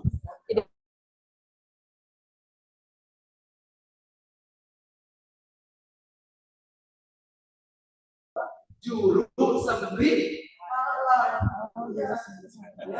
Masya Allah. Nah, jangan merasa pekerjaan ini rendah. Jangan. Ini luar biasa. Karena PJ Gubernur Banten, nggak jauh, tinggal nyebrang situ kan. Dr. Al-Muktabar, saya ketemu dan beliau mengatakan, dengan saya ini Juleha, iya Pak Gubernur aja Juleha bisa sama aku. Jadi dia bisa sertifikasi juga dia. Jenis pisau dan caranya ada yang ngatur di pasar satu pun susah, kita susah. Nadi-nadinya gitu. Iya iya. Jadi Juleha, itu nyata ada kegiatan KKN aja. Ada. Nah, itu kegiatan KKN. Tinggal download di KNKS panduan KKN tematik ekonomi syariah. Masya Allah. Segera. Ada beberapa hal yang bisa dilakukan saat KKN. Membantu UMKM halal. Ya. Untuk dapat sertifikasi. Dua, inovasi. UMKM ini rasanya udah enak nih, tapi nggak ada packaging. Iya betul. Ya. Anda dong yang menyarankan packaging yang baik. Iya betul. Apalagi ustazah sudah melakukan. Iya. Nah, turun ke lapangan, bantu mereka. Misalkan pitching atau coaching atau apa istilah kebanyakan. Kemudian kalau mereka misalkan punya satu rasa, ada ide baru, kasih dong ide rasa baru. Ya. Nah itu yang ini ya. Bisa juga sosialisasi. Banyak loh yang belum tahu literasi keuangan kita ini masih rendah. Iya, betul. Literasi keuangan kita masih rendah. Literasi keuangan syariah apalagi? Ya, kalau ditanyain apa itu sukuk, apa itu dana pensiun syariah, ada nggak jawab. Ya. Nah, sekarang tinggal kita Jangan yang tinggi dulu lah. Apa itu bank syariah, apa itu lembaga keuangan mikro syariah yang ada di sekitar KKN itu, kalau ada daripada mereka misalnya ke rentenir, kenapa nggak dibantu mereka, Pak? Jangan pergi ke rentenir, Pak. Tapi bunganya kecil, berapa bunganya di rentenir, Pak? 1% aja. Berapa, Pak? Per hari. Waduh, 1 kali 30 kali 12, Pak. Berapa itu, Pak? Itu dong, karena ini kan. Pak, masih banyak, Pak, masih ada, Pak, lembaga-lembaga ya, misalkan dirikan dalam unit layanan keuangan syariah. Caranya gimana? Di desa itu misalkan ada satu orang yang dididik memahami dan konekkan dengan misalkan fintech syariah, tapi bukan yang tidak berizin, harus yang berizin dan berangkat dengan pegadaian syariah, dengan misalnya BMI yang ada di sekitar situ. Baik itu Mal Tamir atau dengan Bank Wakaf Mikro, bahkan kalau misalkan UMKM itu BNI dengan bank syariah. Nah, si mahasiswa KKN ini melatih agen-agen ini untuk bisa mensosialisasikan ke orang-orang itu. Banyak lagi, tinggal di download KKN tematik. Nah, itu rasanya mungkin jawaban saya secara singkat. Yang saya lakukan belajar sendiri. Nah, terkait dengan pembayaran itu tuh, setahu saya nanti mungkin fadilah doktor yang juga yang nama syariah, yang namanya ini kan ijabah kita bekerja ini, ya kontraknya kan sewa nyewa jasa. Selama ada antara di lingkup, ya nggak ada masalah, karena kan yang namanya itu kan disesuaikan dengan tempat. Tapi kan alhamdulillah negara kita sudah dilindungi dengan ada yang disebut dengan UMR, upah minimum regional. Ya, itu kan udah menjadi bagian dari peraturan perundang-undangan. Nah, itu mohon ditaati. Makanya kan, itu saja. Ya ayyuhalladzina amanu, ati Allah wa ati Rasul wa ulil amri. Ulil amri ini sebenarnya luas. Dan yang paling besar itu peraturan perundang-undangan. Kenapa? Karena peraturan perundang-undangan ini diikuti oleh semuanya, termasuk presiden. Termasuk presiden. Ya, harusnya. Ya, termasuk oleh presiden. Undang-undang, kemudian ada namanya peraturan pemerintah, peraturan presiden, dan lain-lain. Itu harus diikuti oleh semuanya. Nah, kalau sudah ada upah minimum regional, udah ikutin aja. Itu. Selama memenuhi itu, insya Allah. Demikian jawaban saya. Tapi secara fikih dan tafsirnya ada ahli yang ada di sebelah kiri dan juga di sebelah. Baik Bapak, terima kasih untuk jawaban yang begitu jelas ya. Gimana Bu Aya? Ya, cukup ya? Alhamdulillah. Masya Allah, kita lanjut untuk penanya. Dari sini satu lagi ya. Dari sini satu lagi, coba ya yang Bapak, yang Putra. Halo, gimana di situ?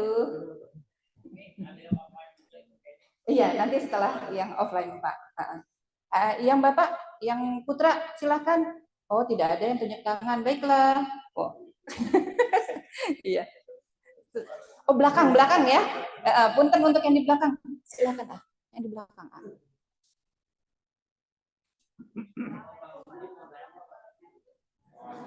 Assalamualaikum warahmatullahi wabarakatuh. Nama. Literasi keuangan. Nanti Bapak pinjam, Ibu bisa bacanya apa mau dicatat? Ntar Ibu pinjamin punya kamu aja. Ini baru satu. Punya Ibu. Jadi antara ayah ngasih. Yang pertama Ibu nyebutin ya. Paham yang halal gitu ya. Saya di sana. Jadi bahkan saya coba beli gitu ya. Bris itu kan BSI gitu ya. Hanya mencoba. Tapi ternyata peningkatan bagus gitu. Maksudnya dia keuntungannya besar. Saya tahu karena ada tadi yang saya tanyakan, karena kami tidak mengintegrasi itu kan sebenarnya kemudian juga mengangkat ekonomi syariah. Kalau Indonesia itu kan sahamnya dari Singapura. Nah, kita sama-sama lihat gitu, saya membangun teknologi dan seterusnya. Yang saya tanyakan adalah Bu, itu apa namanya aplikasi semacam itu tuh membedakan dengan kan gitu ya segala macam itu benar apa enggak sih gitu loh. Jadi saya dan karena itu kayak itu murah sekali punya harganya 12 rupiah gitu kalau beli saya 1 lot enggak. Jadi saya jawab gitu. Nah, karena saya suka oke nanti saya cari tahu dulu. Jadi karena dia bisa murid seperti itu dan anak-anak kita tahu gitu ya. Maksudnya lebih rasanya banyak lebih tinggi. Jadi mohon penjelasannya terkait aplikasi semacam apa ya halal atau tidaknya kita atau trading atau investasi. Terima kasih. Assalamualaikum warahmatullahi wabarakatuh.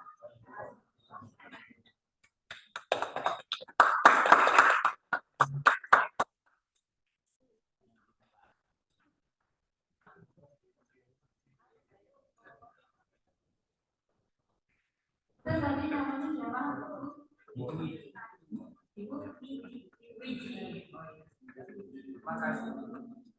Terima kasih Pak Zahwiji. Pertanyaannya berat, guru tapi keren karena berinvestasi di pasar Bapak. Nah, sebelum saya jawab nih, saya mau nanya lagi nih. Ada yang udah investasi di suku? Punten ya. Ketigaan terus nih. Jadi, nggak bisa. Nah, jadi saya mau nanya, sebelum saya jawab pertanyaan Ustaz Zawiji, ada yang sudah berinvestasi di sukuk negara contohnya? Nah, belum ya.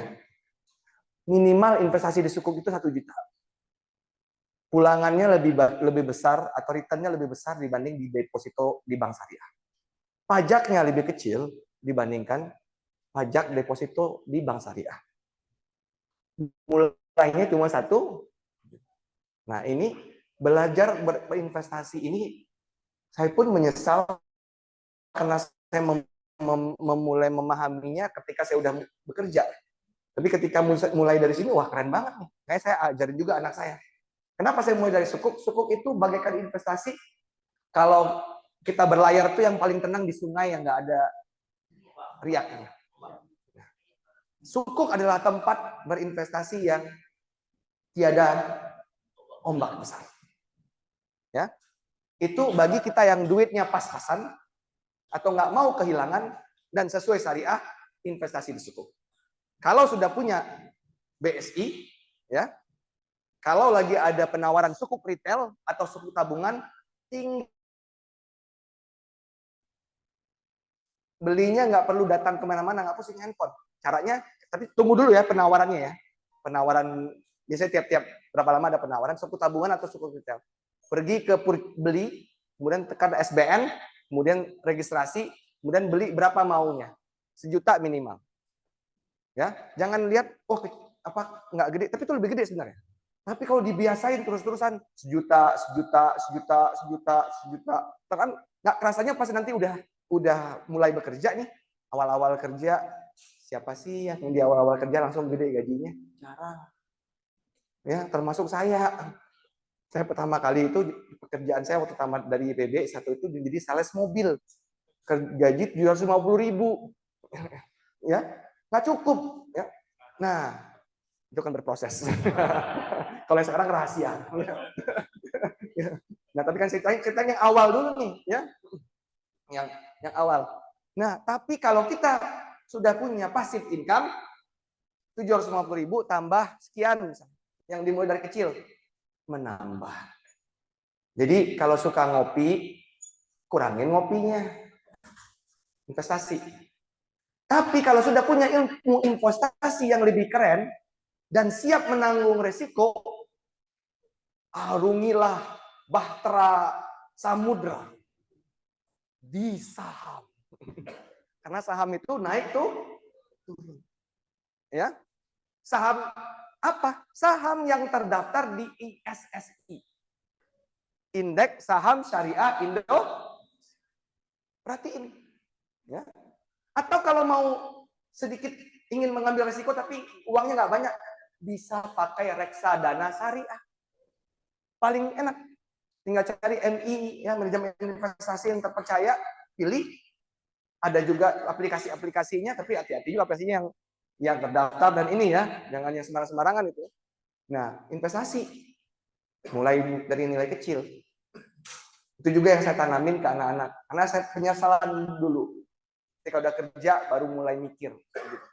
Nah, kalau kalian kan udah tahu sekarang, mulai. Nah, indeks saham syariah Indonesia ini, saham-saham yang ada di situ itu di screening sebenarnya. Setiap periode. Pertama, core bisnisnya atau bisnis utamanya mesti halal. Kalau dia bisnisnya lembaga keuangan konvensional, coret. Ada peternakan babi, coret. Jual minuman khamar, coret. Tapi dia punya orang, misalnya perusahaan terbuka dan yang pendirinya Chinese, tapi barangnya halal, boleh. Nggak ada masalah. Masuk di dalam itu. Kemudian yang kedua, screening keduanya, hutang berbunganya. Hutang berbunganya dibagi dengan total aset, ya, nggak boleh lebih dari 45%. Kenapa begitu? Kok nggak semua? Jadi kalau semua nggak ada yang terdaftar. Karena negara kita ini masih ini. Jadi kita kan otoritas fatwa kita siapa? Fatwa untuk ekonomi syariah ini otoritasnya siapa? Kayak DSN, Dewan Syariah Nasional Majelis Ulama Indo. Kalau ada yang bilang, kan DSN MUI bukan pemerintah. Hati-hati ngomong itu. Karena peraturan perundang-undangan, undang-undang telah mengamanatkan otoritas fatwa untuk ekonomi syariah adalah Dewan Syariah Nasional Majelis Ulama. Jadi walaupun bukan pemerintah, tapi ada undang-undang yang memberikan dia otoritas. Jadi kalau misalkan bingung-bingung kan, kata Ustadz ini begini, kata Ustadz itu begitu, kata Ustadz ini begini. Ngapain bingung? Negara udah ngasih otoritas kepada DSN-mu. Undang-undang loh. Peraturan perundangan itu yang tertinggi adalah Undang-Undang Dasar. Kalau dulu ada TAP MPR. Setelah itu di bawah itu namanya undang-undang. Tinggi itu. Kalau ngerubahnya itu harus pakai DPR. Nggak bisa ngerubah, presiden mau ngerubah sendiri nggak bisa. Harus pergi ke DPR dulu. Jadi udah kita lihat aja tuh aturan yang dibuat oleh fatwa DSN MUI. Karena udah banyak diskusinya panjang. Dan fatwa itu dinamis. Kalau nggak puas, protes aja biar dirubah. Tapi protesnya ke DSN MUI. Kalau dengan argumen-argumen yang ilmiah, saya pernah juga menemukan ada perubahan karena ada argumen-argumen yang ilmiah. Dirubah sama DSN MUI. Tapi kalau cuma ngomong ke sini jangan pakai bank syariah, jangan pakai ini, ngomong ke sini semua, ke sini nggak boleh, harus tinggalin semuanya. Habis itu nggak ngapa-ngapain, ya sayang. Kalau memang ilmiah, di situ forumnya di DSN MUI. Ya.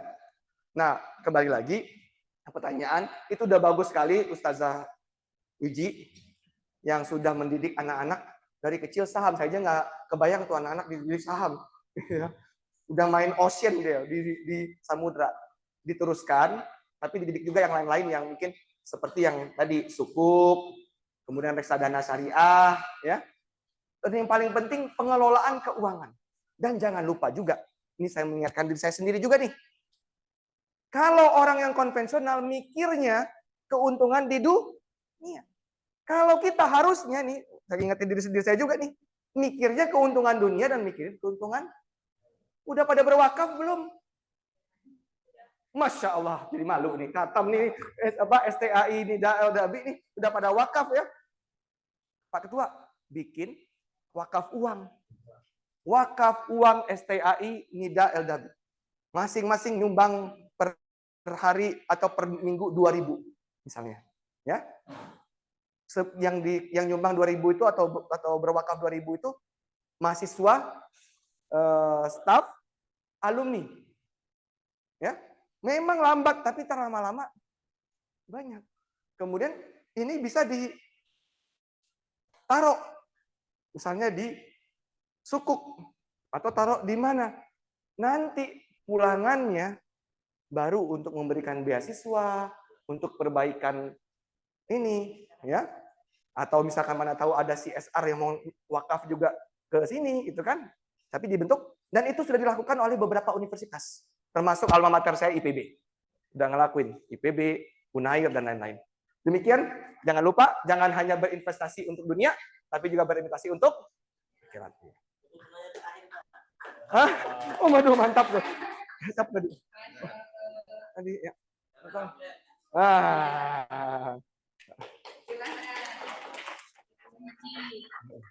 Dapat hadiah dari ayahanda. Kita lanjut ya. Sekarang pertanyaan yang disampaikan lewat Zoom. Siapa? Di dekat rumah, tetangga, di Cibubur. Ini dari Dedi. Assalamualaikum, mohon izin bertanya, apa hambatan utama dalam mengimplementasikan prinsip-prinsip syariah dalam industri keuangan, terutama dalam hal kepatuhan regulasi dan supervisi? Ini saya di Harvard atau di STAI? Mantap-mantap banget nih saya ini. Keren banget nih. Tantangan itu banyak, tapi karena keterbatasan waktu mungkin saya sampaikan beberapa. Yang pertama itu tantangan terbesar literasi. Literasi bukan hanya masyarakat loh. Jadi alhamdulillah juga ada KNEKS dan KDEKS ini. Karena dengan adanya KNEKS dan KDEKS ini menteri-menteri bahkan yang non muslim juga mesti Google, mesti belajar tentang ekonomi dan keuangan syariah. Karena pas rapat sama Pak Wapres, ditanyain Pak Wapres ahli syariah. Kalau tanyain nggak bisa jawab, malu dong. Ya? Atau paling kurang dia kan nyuruh stafnya tuh, kamu siapin ya. Jadi kan berjenjang tuh, Pak Menteri nyuruh eselon 1, eselon 1 nyuruh eselon 2, eselon 2 nyuruh eselon 3, eselon 3 nyuruh 4, 4 nyuruh ke bawah lagi semua. Jadi semuanya jadi apa namanya? Jadi ini pas rapat-rapat jadi kelihatan keren walaupun baca ya. Boleh ya. Minimal kelihatan keren gitu kan ya. Tapi paling kurang ada effort untuk itu. Jadi paling kurang di kepala mereka tuh oh ya ada ya nama ekonomi syariah. Termasuk juga kepala daerah ya. Kepala daerah di berbagai provinsi ketika kita minta bentuk KDEKS komite daerah bingung mereka. Saya mau ngapain? Pas dikasih tahu, Pak nanti dukung UMKM, tapi UMKM yang halal. Dirikan Pak zona kuliner halal aman dan sehat. Pak, misalkan kalau Bapak ingin ada di Riau ya, gitu. Dikonversi dong bank daerahnya. Mau, kan? Nah, pas begitu mereka kebuka, oh kalau gini sih. Oke juga. Saya jadi tahu itu ekonomi syariah. Saya yang tahu ekonomi syariah dulu bank syariah kata dia. Yang lain-lain nggak tahu kata dia. Nah, jadi itu literasi jadi problem. Literasi ini bukan hanya di masyarakat, tetapi di pembuat kebijakan. Nggak tahu. Di DPR apalagi sama tuh. Ya, hanya beberapa yang memang mengetahui ekonomi syariah. Ya. Literasi ini menjadi PR kita bersama, makanya ini juga menjadi kita harus berjuang bersama-sama. STAI, Nida El Adabi harus menjadi pejuang literasi. Insya Allah, kalau jadi pejuang literasi itu MLM, insya Allah. LMM pahala kalau kita ikhlas. Salah satu yang itu kenapa? Ada informasi bermanfaat dipraktekkan oleh orang. Kemudian lagi orang lain ngasih tahu ke orang lain. Insya Allah kalau kita ikhlas tuh ngalir terus ke pahala itu. Terus ngalir pahalanya kayak MLM. Nah, jadi literasi ini. Kemudian memang kita yang kurang adalah SDM. SDM kita di Indonesia, nah ini memang masih menjadi PR kita. Walaupun alhamdulillah sekarang kita lihat untuk SDM ini udah ada usaha, salah satunya yang dilakukan oleh STAI Nida El Adabi membentuk program studi ekonomi syariah. Tapi tentu perlu terus ditingkatkan, baik itu dari segi akreditasi, kemudian exposure dari mahasiswa, ya perlu banyak bergaul. Satu lagi nih, jangan kurang pede ya. Jangan kurang pede. Pede aja. Ya. Orang Malaysia itu kelebihannya itu ya, Dr. Zul ya. Iya. Padahal sama-sama Melayu loh kita, muka sama. Tapi mereka itu confident.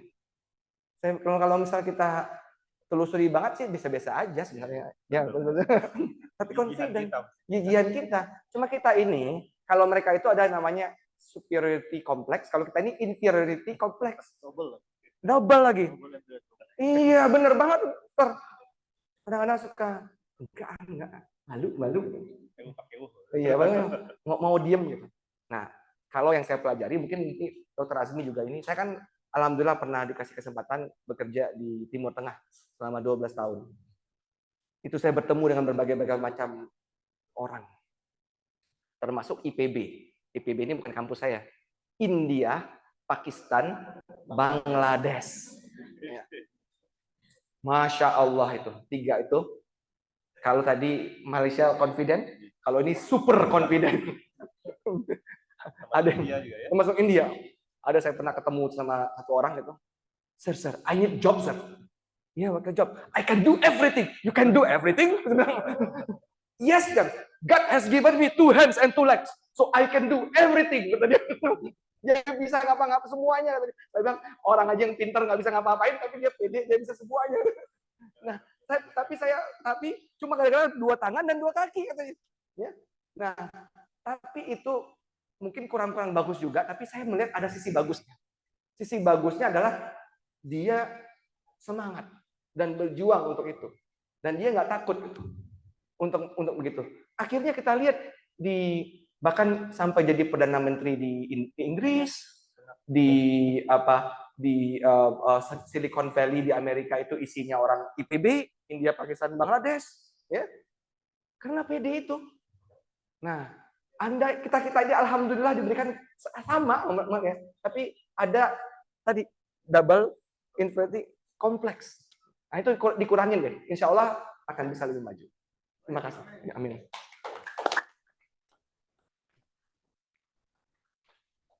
Ya, mungkin satu pertanyaan lagi. Mohon maaf sekali yang di ruang Zoom ini ada dari mahasiswa Hipshop dan Desa Putra. Assalamualaikum, Bapak izin bertanya, apa katalisator dalam pertumbuhan ekonomi syariah? Iya.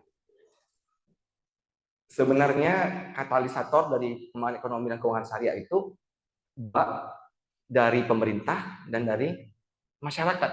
Alhamdulillah sekarang kita sudah punya dua-duanya. Pemerintah mulai, saya tidak boleh klaim terlampau tinggi, mulai berkomitmen terhadap pengembangan ekonomi syariah. Masyarakat makin bergairah untuk mengembangkan ekonomi dan keuangan syariah. Nah, kalau dua-dua itu bergabung, ada yang disebut lagi dengan sekarang udah macam-macam N-helix. Kalau dulu masih triple helix, kemudian pentahelix, sekarang N-helix. Apa itu? Kerjasama antara pemerintah, kemudian masyarakat, akademisi, perusahaan. Kalau ini bisa diorkestra secara bersama-sama, dia akan menjadi katalisator pengembangan apa aja, termasuk pengembangan ekonomi dan keuangan syariah. Demikian. Baik, terima kasih. Masya Allah Pak, ini yang mau bertanya banyak sebenarnya ya, luar biasa. Semuanya antusias, itu juga pertanyaan. Terima kasih. Mohon maaf saya batasi karena kita masih ada 1 pemateri lagi. Kita akan lanjut ke pemateri yang Bu, saya boleh izin pulang juga karena ada kawinan. Terima kasih yang sudah diberikan, sudah share. Saya ujinya mau pulang, ada kawinan di rumah. Bertanya nih. Ya. Gimana? Kita foto. Fotonya. Aduh. Ambil fotonya siapa mana sih? Malim.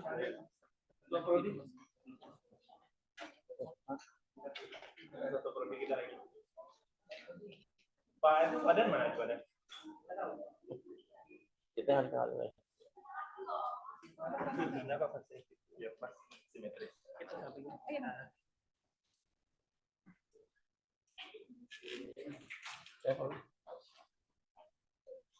Ya. Oke, lihat semua kamera di sini. 1, 2, 3. Tahan 1, 2, 3. Boleh perjuangan. Perjuangan ekonomi syariah. Ya. Oke. Kalau yang ada pesona kita dari belakang. Kita nggak apa-apa dulu dari sini, tapi masalah di atas. Di sini kali.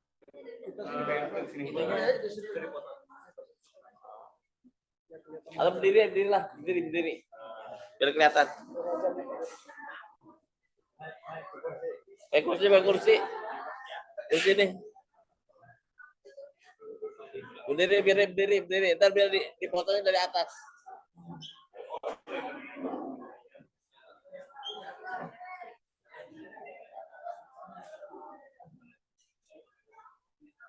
Oke. Ya. Lihat sini semua. 1, 2, 3. Tahan 1, 2, 3. Gini semua gini. Iya. Gini. 1, 2, 3. Oke. Terima kasih, Pak. Ada itu dulu ya. Oh, iya. Sertifikat dulu. Sertifikat kepada Bapak ini. Makasih Ayahanda.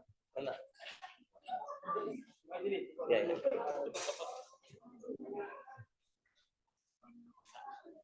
Lihat sini. 1, 2, 3. Sekali lagi biar kelihatan backgroundnya. Oh iya. 1, 2, 3. Tahan 1, 2, 3. Tahan lagi 1, 2, 3. Oke. Terima kasih banyak Ayahanda. Oh ada. Oh iya. Banyak oleh-oleh. Oh ada produknya. Produk buat pengantin. Oh iya. Produk di rumah. Terima kasih.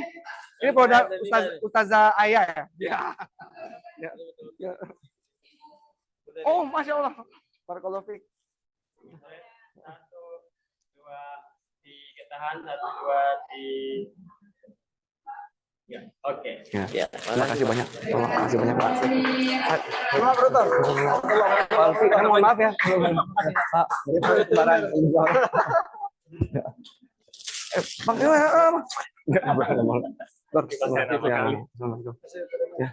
Ibu, makasih. Allah barik fikum. Yang dari Sudan aja foto jalannya, ayo. Assalamualaikum. Ini ya. Enggak ada. Udah. Tasnya ketinggalan. Tas. Oh, tas. Tas ketinggalan. Oh iya, Kak.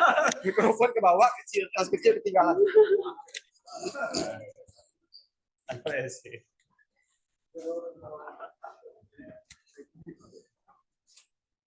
Ya, punten. Luar biasa ya energinya itu sampai ya ketika semuanya juga dapat ya alhamdulillah. Semoga ini membuka inspirasi teman-teman lanjut belajarnya, semangat di melanjutkan studinya. Kita akan lanjutkan ke pembicara yang berikutnya.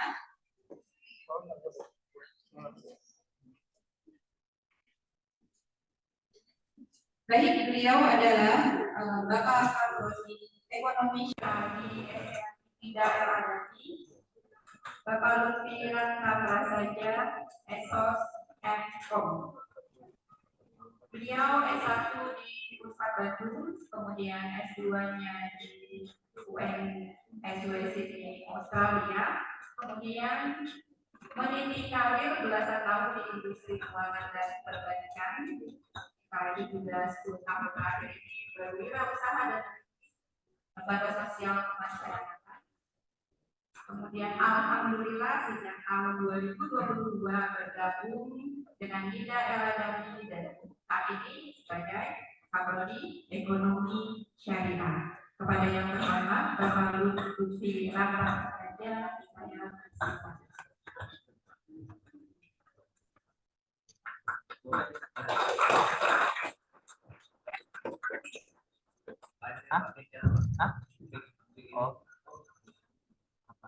lewat catatannya. Assalamualaikum warahmatullahi wabarakatuh. Sudah pada kenal semua? Tak menjalankan ya, karena waktu kita sangat terbatas. Tadi kita sudah mendengarkan, saya bukan dari paparan presentasi ya, tapi beliau menjelaskan tentang ekonomi syariah secara detail dan sebagainya. Kalau bisa dari bahan presentasinya secara kaya dengan data. Nah, saya sebenarnya presentasi sudah menyadari bahwa Pak Dr. Sultan Emir ini akan memberikan materinya yang sifatnya ekonomi ya, jadi data-data makro, mikro, macam kemudian yang grafik dan sebagainya. Walaupun tadi nggak sempat dibahas karena dibahasnya secara umum. Nah, saya berusaha mengambil dari sudut pandang supaya kalian jadi lebih lengkap melihat tentang ekonomi saya. Bisa?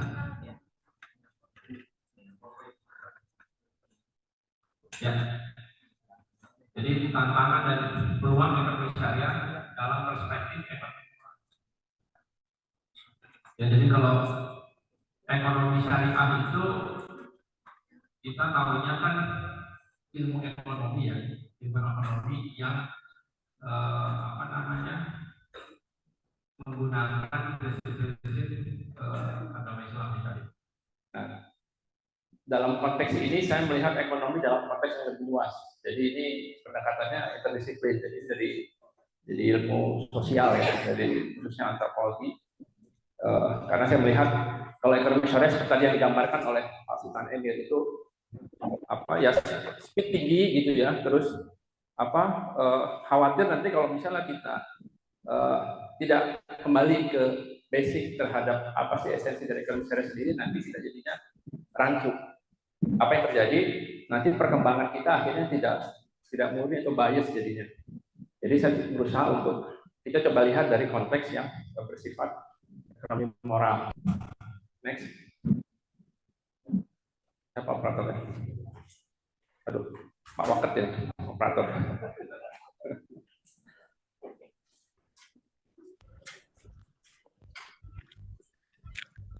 Nah ini kalau di bahasa Inggris biasanya just business, nothing personal. Tadi nggak kalian ada dalam satu situasi di mana kalian bertransaksi, entah berdagang atau dalam kerjasama dan sebagainya, selalu dalam konteks ini cuma bisnis, tidak ada hubungan yang sifatnya personal gitu ya, atau bisnis gitu ya.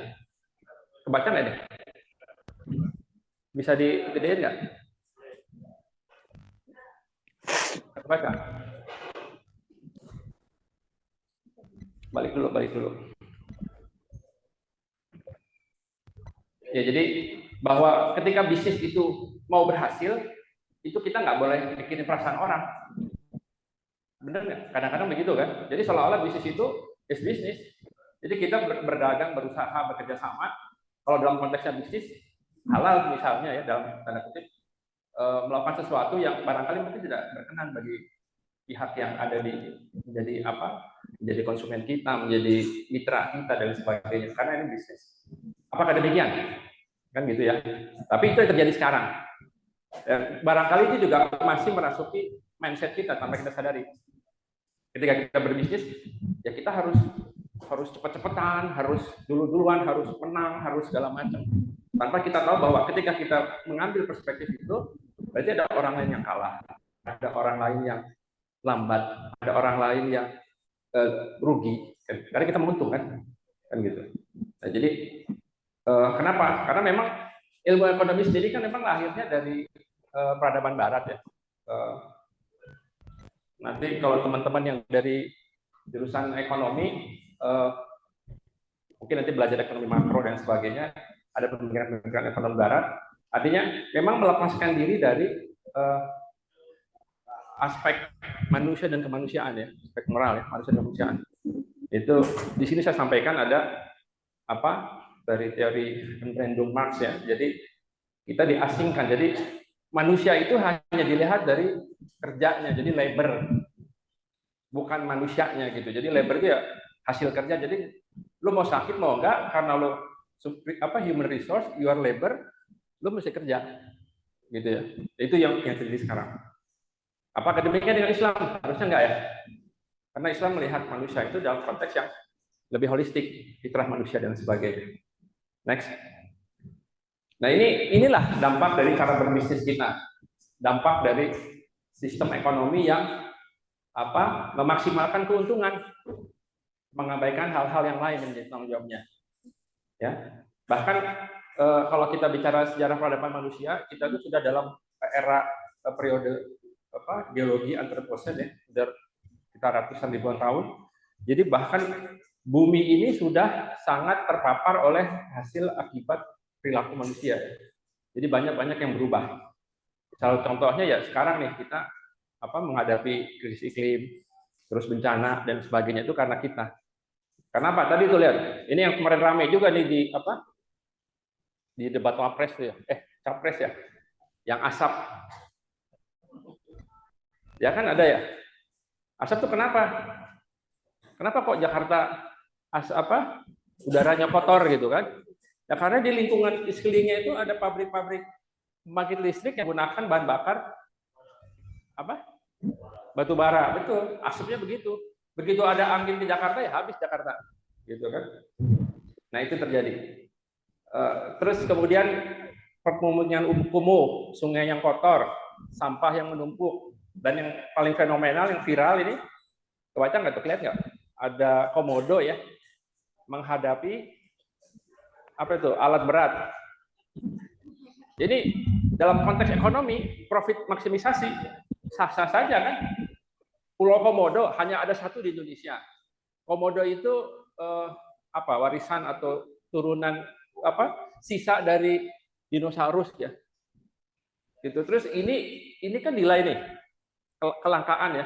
Bagaimana kita maksimalkan menjadi sebuah keuntungan. Jadi bikin resort. Terus kalau yang datangnya orang turis-turis kere, ngapain? Harus yang mahal, dibikinnya resort mahal.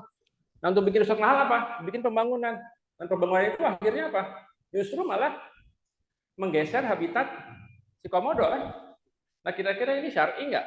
Gitu ya. Nah inilah yang terjadi. Inilah cara-cara berbisnis kita. Dan kita juga harus jujur bahwa jangan-jangan kita juga masih dipengaruhi oleh pemikiran seperti itu. Next. Nah ini saya pakai ada dua ya, jadi Dalai Lama bilang nih bahwa karena manusia mengoptimalkan teknologi pengetahuan dan sebagainya, populasinya meledak dan sebagainya, akhirnya bumi sudah tidak merespon dengan diam. Akhirnya dia meresponnya dengan bencana kan, perubahan dan sebagainya. Nah terus ternyata di Quran juga sebenarnya disampaikan. Ya kan? Memang kita mencari anugerah untuk akhirat dunia. Kita ternyata landasannya adalah harus berbuat baik. Bayangin, berbuat baik nomor satu. Kemudian jangan berbuat kerusakan di bumi. Nah kira-kira nyambung nggak dengan tadi? Dengan sistem ekonomi yang sekarang berlangsung dengan apa yang menjadi sesuatu yang harus menjadi sifat kita gitu, moral kita, yang tuntunan yang ada dalam Al-Quran. Next. Nah ini sekilas saja evolusi pemikiran ekonomi, karena ini kadang-kadang orang kalau melihat ekonomi syariah itu, ekonomi syariah, ekonomi kapitalis, ekonomi sosialis, ekonomi Islam segala macam ya, selalu disejajarkan dengan perbaikan ekonomi konvensional. Kalau menurut saya harusnya ekonomi syariah itu pendekatannya Bang Ari harusnya sosioekonomi ya, nggak ekonomi ekonomi per se ya, jadi ekonomi as a single entity gitu, tapi dia harus terkait sama sistem sosial yang lain ya, karena ekonomi syariah nyambungnya dengan sistem religi kan, nilai-nilainya kan nilai-nilai religius. Nah beda nih, sekilas saja dari mulai awal ekonomi itu homo economicus, manusia itu ingin senang untung, nggak mau susah gitu ya. Pokoknya mencari keuntungan dengan sumber daya terbatas. Kira-kira begitu. Dia rasional, makhluk rasional. Kemudian berkembanglah sampai ke era merkantilisme sehingga terjadi kolonialisme kan. Ada zero sum game. Soalnya zero sum game itu apa? Kalau ada menang ada kalah.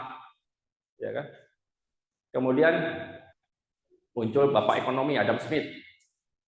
Pasar bebas. Terus tadi nilai tenaga kerja ya.